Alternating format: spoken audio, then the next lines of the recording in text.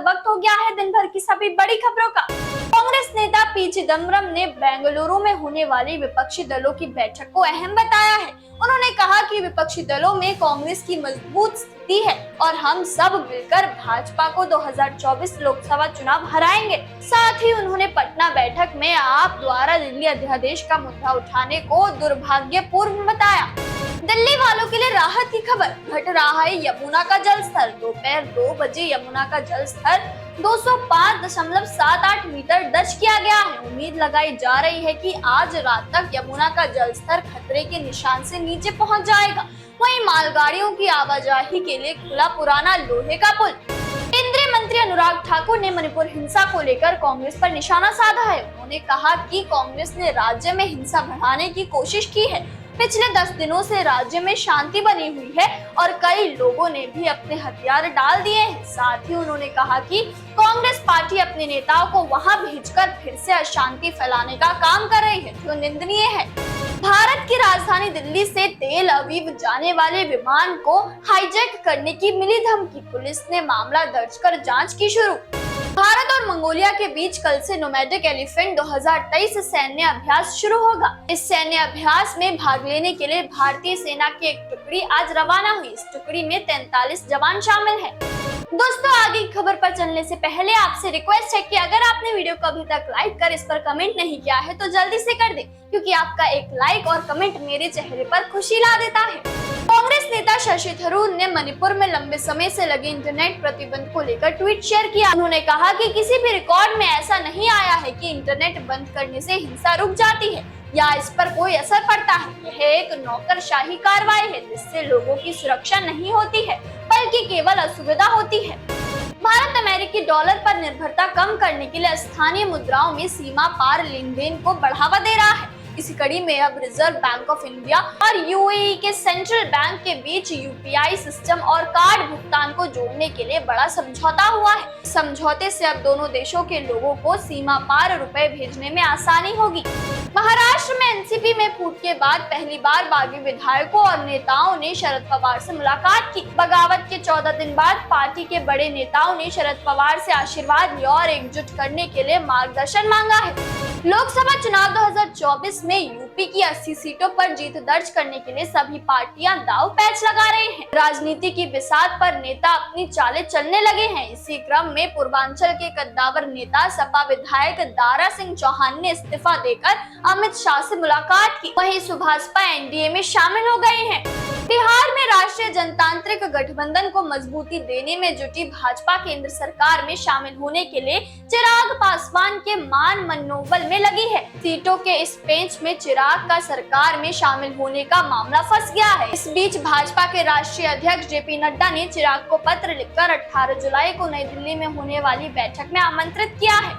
दिल्ली में यमुना नदी का जलस्तर लगातार कम हो रहा है और जिस आईटीओ बैराज को लेकर पिछले 2 दिन से लगातार बयानबाजी हो रही है उसके बाकी के 4 फाटक आज खुल जाने की संभावना है। विशेषज्ञों और गोताखोरों की एक टीम वाटर लेवल से 35 फीट नीचे जाम हुए गेट्स को साफ करने के लिए लगातार काम कर रही है। पंजाब के मुख्यमंत्री भगवंत मान ने पंजाब के राज्यपाल बनवारी लाल पुरोहित को पत्र लिखा। उन्होंने राज्यपाल से अपील की है कि दी सिख गुरुद्वारा एक्ट 1925 में प्रस्तावित संशोधन को मंजूरी दी जाए ताकि श्री हरमंदिर साहिब से पावन गुरबानी के प्रसारण से बादल परिवार के एकाधिकार को खत्म किया जा सके। साथ ही श्री हरमंदिर साहिब से सरब सांझी गुरबानी का प्रसारण विभिन्न चैनलों और मीडिया के माध्यम से सभी के लिए स्वतंत्र रूप से उपलब्ध कराया जा सके। हरियाणा की मनोहर सरकार ने किसानों और मजदूरों को राहत पहुंचाने के उद्देश्य से एक और बड़ा फैसला लिया। हरियाणा राज्य कृषि विपणन बोर्ड के अधिकारियों के साथ बैठक के दौरान निर्देश दिए गए कि प्रदेश की अनाज मंडियों में संचालित अटल किसान मजदूर कैंटीन को ऑफ सीजन भी खुला रखा जाएगा ताकि किसानों और मजदूरों को ऑफ सीजन भी मंडियों में कम कीमत पर बेहतर खाना मिल सके। उत्तराखंड में सेना की अग्निवीर योजना पर प्रदेश में सत्तारूढ़ भाजपा और मुख्य विपक्षी दल कांग्रेस आमने सामने आ गए हैं। कांग्रेस ने लोकसभा चुनाव से पहले अग्निवीर योजना के जरिए राज्य के युवाओं को अपने पक्ष में करने के लिए स्वाभिमान यात्रा निकालने का ऐलान किया है। जवाब में भाजपा ने भी योजना के समर्थन में जन जागरण अभियान छेड़ा। छत्तीसगढ़ में इस साल विधानसभा चुनाव होने वाले हैं। जिसकी तैयारियों में सभी राजनीतिक पार्टियां लग गई हैं। कांग्रेस पार्टी ने चुनावी साल में संगठन में बदलाव करते हुए सांसद दीपक बेज को संगठन का नेतृत्व दे दिया है। वहीं दूसरी तरफ एक साल पहले बीजेपी ने भी संगठन की लगभग पूरी सर्जरी करते हुए सांसद अरुण साव को कमान सौंपी है। लेकिन बीजेपी और कांग्रेस का चुनावी चेहरा कौन होगा, ये सबसे बड़ा सवाल है। मध्य प्रदेश की शिवराज सिंह चौहान सरकार 16 जुलाई से 14 अगस्त तक विकास उत्सव मनाने जा रही है। इसकी शुरुआत मुख्यमंत्री बड़वानी और धार जिले से करेंगे।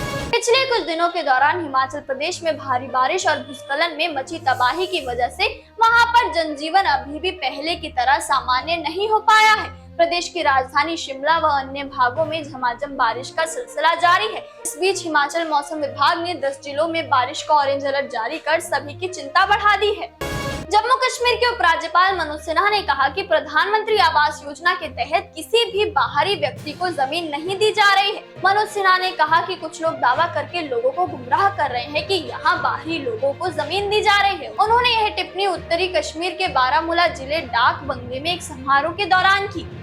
पश्चिम बंगाल में 2018 के मुकाबले 2023 में ग्राम पंचायतों की दुगुनी सीटें हासिल करने पर बीजेपी उत्साहित है और लोकसभा चुनाव में राज्य की करीब 25 सीटें जीतने का अनुमान लगा रही है। टमाटर बेचकर 1 महीने में ही करोड़पति बन गया पुणे का किसान, 12 एकड़ में लगाई थी फसल। गुजरात के मुख्यमंत्री भूपेंद्र पटेल ने गांधीनगर में G20 इंफ्रास्ट्रक्चर इन्वेस्टर्स डायलॉग में भाग लिया। उन्होंने इस डायलॉग में कहा, इस वर्ष के बजट परिव्यय में पिछले वर्ष की तुलना में 73% की वृद्धि हुई है। पूंजीगत व्यय बजट में भी 92% की वृद्धि हुई है। इसके कारण हम राजकोषीय लक्ष्य हासिल करने में सक्षम रहे। नहीं सहेगा राजस्थान कैंपेन में बीजेपी ने उठाया कन्हैया लाल और जयपुर ब्लास्ट का मुद्दा। भाजपा अध्यक्ष नड्डा बोले, कांग्रेस के यूपीए का मतलब उत्पीड़न, पक्षपात और अत्याचार है। खान पान में लापरवाही और बदलती जीवन शैली की वजह से तो लोग कई समस्याओं का शिकार होते ही हैं। हमारी कई सारी आदतों की वजह से भी हमें कई सारी समस्याएं झेलनी पड़ती हैं। वहाँ से इन्हीं समस्याओं में से एक है जो आमतौर पर त्वचा में मौजूद extra oil, dead skin cells और बैक्टीरिया आदि की वजह से होती है। लेकिन हाल ही में मुहासों की एक और वजह सामने आई है जो आपकी आदतों से जुड़ी है। डॉक्टर के मुताबिक अगर आप नहाने के बाद ब्रश करते हैं तो इससे मुहासे होने की संभावना काफी बढ़ जाती है। दोस्तों, मैं देख पा रही हूँ कि आप में से काफी लोगों ने इस वीडियो को लाइक कर इस पर कमेंट किया है, लेकिन कुछ लोग अभी भी बाकी हैं। आप किस चीज का इंतजार कर रहे हैं? इस वीडियो को जल्दी से लाइक कर इस पर कमेंट करें, क्योंकि आपका लाइक और कमेंट हमारी टीम का हौसला बुलंद करता है। तो ये थी आज दिन भर की बड़ी खबरें। ऐसे ही खबरों में बने रहने के लिए चैनल को सब्सक्राइब करें, वीडियो को लाइक करें और ज्यादा से ज्यादा शेयर करें, ताकि आप और आपके जानने वाले रह सके देश और दुनिया की तमाम खबरों से अपडेट।